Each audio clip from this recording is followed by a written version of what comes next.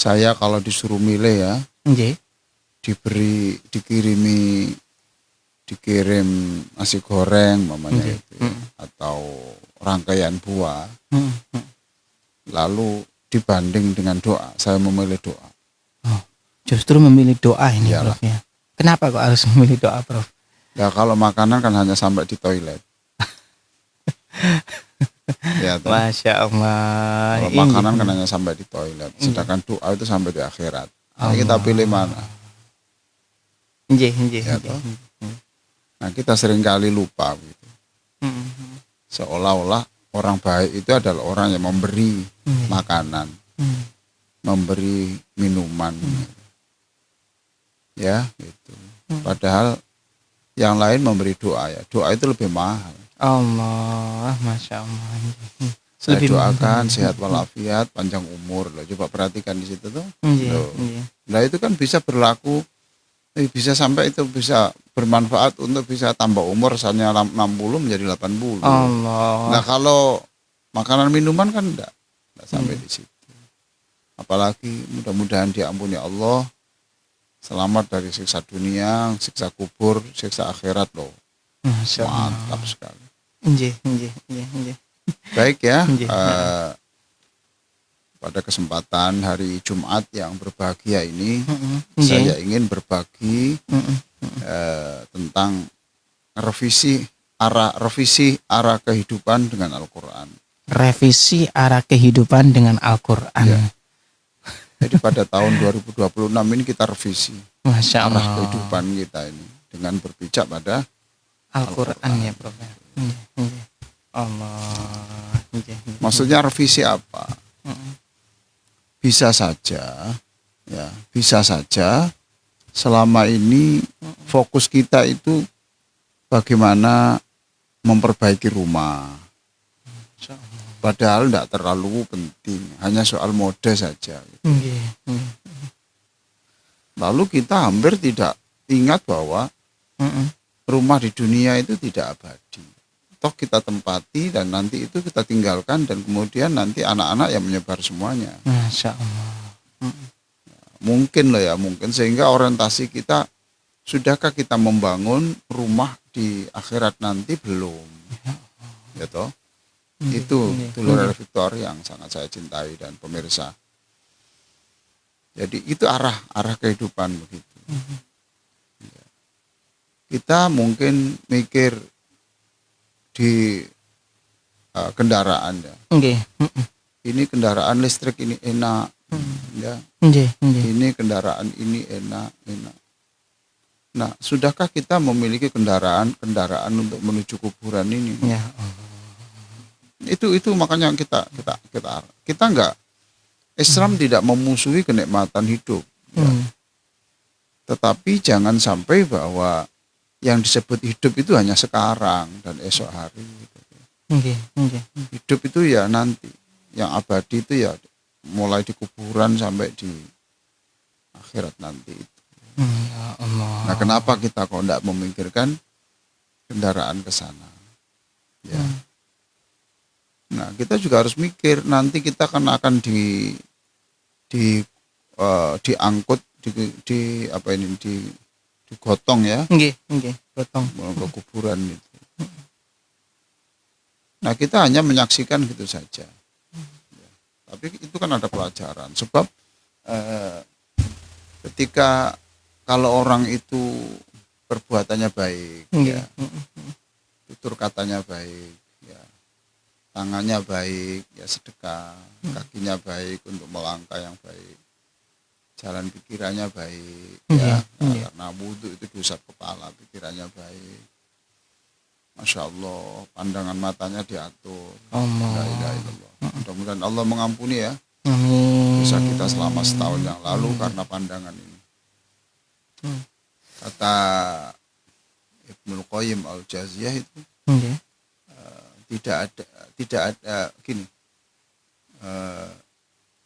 itlaqun nazar yub'iduhu minallah, yufarriqul qalba wa yub'iduhu minallah. Ya, membiarkan pandangan ini tidak dikontrol, Nggih.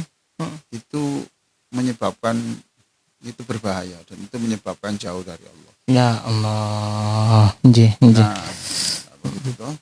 Nggih. Jadi ketika kita ketika digotong itu ya, menuju kuburan itu, sebenarnya orang dalam kuburan itu teriak-teriak terus ya, yang tidak didengar oleh yang gotong, yang tidak terdengar bagi yang mengusungnya, itu tidak terdengar bagi orang-orang yang mengiring la ilaha illallah, la ilaha illallah, la ilaha illallah Muhammadur Rasulullah, itu tidak dengar sama sekali. Tidak dengar sama sekali. Ya yang dengar hanya hewan-hewan. Hewan malah yang bisa Hewan mendengarkan mendengar. itu tadi. Apa yang jeritan yang didengarkan orang yang dalam kubur itu begini. Kalau orang itu baik, ya, tadi saya katakan, maka qaddimuni, ya, agak cepat sedikit. Gitu ya kalau Cepat. Kenapa? Sebab Allah sudah nunggu saya di sana. Ya Allah. Rumah dalam kuburan itu sudah dibangun Allah yang indah di sana. Cepat gitu. Nah, kalau yang naudzubillah ya, saya kira pemirsa nggak ada yang seperti ini ya. Kalau orangnya tidak baik. Ya, begini loh, yang saya sebut baik itu bukan berarti tidak punya sejarah jelek. Artinya baik itu ketika mati ya sudah baik. Ya. Maksud saya itu begitu. Sejelek apapun, kalau dosanya sudah diampuni Allah, itu sudah orang baik. Ya Allah. Ya, gitu. Tahun 2026 harus dijadikan tahun berubah. Gitu ya. Nah, yang tidak baik yang ketika digotong itu dia teriak-teriak, kamu bawa kemana saya ini? Kamu bawa kemana? Kamu bawa kemana? Kamu bawa kemana? Kamu bawa kemana? Ya. Aduh, hancur. Dibawa kemana? Gitu. Andaikan orang di sekitar itu tahu, pasti mereka itu akan pingsan semuanya. Ya Allah. Gitu. Nah, itu artinya arah kehidupan itu apa yang harus kita revisi. Ya, jangan hanya berpikir tentang kehidupan sampai kematian, tapi justru arahkan hidup ini ya kita persiapkan. Jadi jangan yang penting alhamdulillah saya selamat dari pengadilan, bebas dari pengadilan. Loh, tidak bisa begitu. Kalau Anda lolos dari pengadilan, tetapi karena Anda bermain, sehingga Anda itu salah tapi jadi baik, gimana? Kan nanti ketemu Allah. Iya toh, makanya ini arah kehidupan kita tata. Arah kehidupan yang kita tata itu yang kita bahagiakan siapa? Yang kita bahagiakan itu keluarga kita dan di luar keluarga kita. Sama. Kalau kita hanya membahagiakan keluarga kita saja, ya, maka kita berarti fungsi kehidupan kita untuk menata masyarakat itu hilang.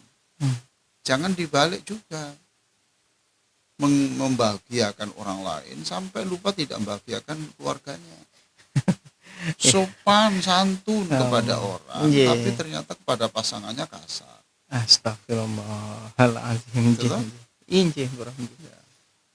Dia dermawan kepada semua orang, tapi kepada pasangannya, kepada istrinya, ya Allah, pelitnya setengah mati. Ya Allah. Belanja dari pasar atau pulang dihitung pakai kalkulator. Masya Allah. Lampu baru nyala sebentar ya suruh matikan, katanya hemat. Ya Allah. Ya emang harus hemat, tapi tidak terlalu lah. Nah, kalau nanti kita matikan orang pakai HP gimana, kan mata rusak. Jadi listrik hemat, tapi kemudian nanti pengeluaran untuk mengobatkan mata. Allah. Nah, maka sekali lagi revisi arah kehidupan dengan Al-Quran. Nah, Al-Quran yang mana? Apa yang saya sampaikan semuanya itu ada dalam Al-Quran. Ada dalam Al-Quran. Nah, kalau begitu gimana? Nah, ini untuk bagaimana menata kehidupan itu dengan Al-Quran berarti harus tahu isi Al-Quran. Iya, iya. Saya hormat dan apresiasi kepada teman-teman yang seperti one week one juice, one week one juice, ya kan gitu toh. Ada yang ada yang one day one juice. Silakan. Program khatam selama 6 bulan baik. Tapi ada saatnya juga, ada program di mana tadabbur Quran 1 ayat untuk 1 minggu. 1 ayat untuk 1 ayat minggu. Untuk 1 pekan di angen-angen. Di angen-angen. Itu diayati, tidak bisa Quran itu di Al-Quran itu diayati sekilas tidak bisa. Diayati. Masya Allah. Iya ya begini. Begitu loh maksud saya itu. Jadi silakan ada program khataman, silakan, baik ya. Ada program one day one week one juice, baik. Tapi harus ada program mungkin one ayat one week. One ayat one week. Kenapa kok begitu? Iya. Sebab Quran itu diturunkan ya untuk itu, untuk merubah arah kehidupan ini. Ya Allah. Saya ingin mengutip apa yang dikatakan oleh Sayyidina Ali Karamallahu Wajhah yang ada di buku ini.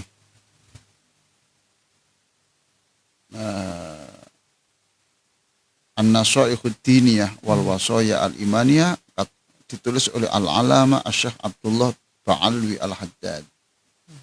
Itu. Ini kata Sayyidina Ali. La khaira fi qira'atin la tadabbur fiha. Ya kurang baiklah kalau Quran itu dibaca tanpa ada penghayatan. Maka yang 1 juz ini tanpa penghayatan tidak apa-apa. Tapi harus ada program baru. Oh, ditambah program baru. Ada program baru. One ayah one week. Saya tidak mengatakan one day one ayah, enggak bisa. Quran itu enggak bisa. Enggak bisa untuk 1 hari. Enggak bisa. Enggak bisa itu. Karena perlu gini loh, memasukkan firman ayat ke dalam komputer itu lebih mudah daripada memasukkan ayat ini sampai ke relung hati kita. Jadi kalau Anda memindah ayat ini kita masukkan di laptop, ke HP, ke buku itu lebih gampang. Tapi menghayatinya itu perlu waktu. Karena Quran itu isinya dalam. Ya Allah. Ya, gitu. Syukur-syukur ayat yang bisa merubah jalan pikirannya itu bisa sampai dihafal. Ya banyak lah mamanya. Nggak usah jauh merenungi Ar-Rahmanir Rahim. Allah itu Maha mengasihi kamu. Jangan sedih kamu dibenci orang. Selama Allah mengasihi kamu itu tidak ada masalah. Ya Allah. Kata Imam Syafi'i, man ahsana ilaika qayyadaka. Orang yang baik kepadamu sebenarnya itu memenjarakan kamu. Loh, malah memenjarakan. Ya toh. Kenapa itu, Prof? Kok bisa memenjarakan? Kan nanti bisa dimintai tolong. Oh. Kalau baik. Bisa diminta untuk meminjami uang. Kan? Karena orang itu baik kan harus kita pikiran ngasih apa kepada dia. Iya. Pokoknya itu terpenjara kita ini. Waman asa'a ilaika atlaqaka. Lah orang yang tidak baik dengan kamu sebenarnya itu membuat kamu bebas. Tidak kepikiran ngasih apa, tidak kepikiran nanti dia pinjam uang, tidak kepikiran nanti ngajak makan-makan. Nah, ini enak lah pokoknya bebas ya. Nggak ada balas budi ya, Prof. Ya Allah. Jadi enggak, ya mau Bismillahirrahmanirrahim direnungkan seminggu, sepekan itu Masya Allah, Allah itu kasih. Ya. Allah itu pengasih sampai terus dia ngenangan. Kenapa ya kata Ar-Rahman Ar-Rahim dalam Fatihah kok diulang sampai 2 kali ya? Yang lain kan hanya sekali. Okay. Alhamdulillahirabbil alamin sekali. Bismillah sekali. Ihdinas siratal mustaqim sekali. Tapi khusus Ar-Rahman Ar-Rahim itu 2 kali. Ada apa ya? Itu jangan. Jadi saya ini disayangi Allah. Loh, gitu toh? Wa hadza huwal maqsud bi inzalihi wa bi'atsatir Rasul sallallahu alaihi wasallam bih. Kata Sayyidina Ali, dan itu sebenarnya tujuan Quran itu diturunkan. Dan tujuan diutusnya Nabi itu di situ. Untuk membuat kamu itu berpikir, merenung. Nah, ini prinsip Sayyidina Ali yang saya setuju. Fa inna qalilan taqra'uhu minal Qur'ani ma'at tadabburi wa tafahumi.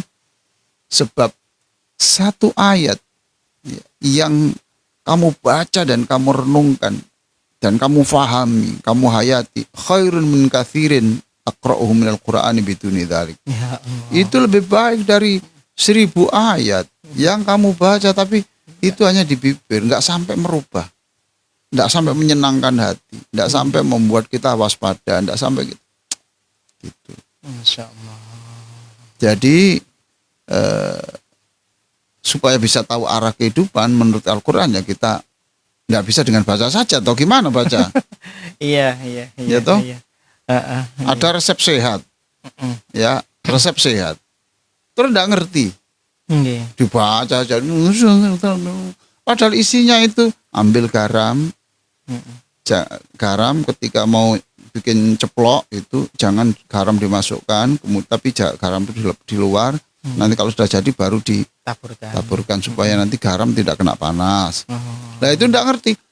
Taburan garam, tapi enggak ngerti itu apa. Al-Quran sama toh. Ya Allah. Kalau kamu sehat, ya makannya supaya sehat. Buah dulu. Nanti kalau sudah 1/4 jam baru makan. Oke itu. Lah dia enggak ngerti.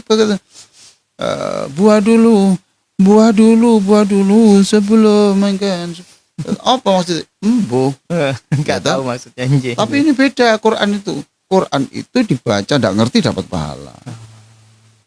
Tapi tidak sampai kepada merubah arah kehidupan itu. Makanya saya katakan revisi arah kehidupan dengan Al-Quran. Itu kata Sayyidina Ali begitu. Bahkan itu di dalam Al-Quran, silakan nanti dibuka surat Muhammad ayat 24. Afala yatadabbaruna al-Qur'ana am ala qulubin aqfaluha. Mengapa mereka tidak merenungkan Al-Quran atau di dalam hatinya itu terkunci, hatinya terkunci. Saya tidak mengkritik yang, mohon maaf saja, tidak mengkritik yang hanya baca Quran, jangan ya. Buatan ya, Prof. Enggak. Sebab saya sendiri juga banyak kadang membaca enggak tahu artinya juga banyak. Ya, anak-anak saya juga banyak. Enggak, saya hanya menambah program baru. Supaya kita bisa terarah hidup kita itu. Ingat kata Sayyidina Ali, fa inna qalilan aqra'uhu minal Qur'ani ma'at tadabburi wat tafahumi khairun min katsirin taqra'uhu minal Qur'ani biduni dzalik.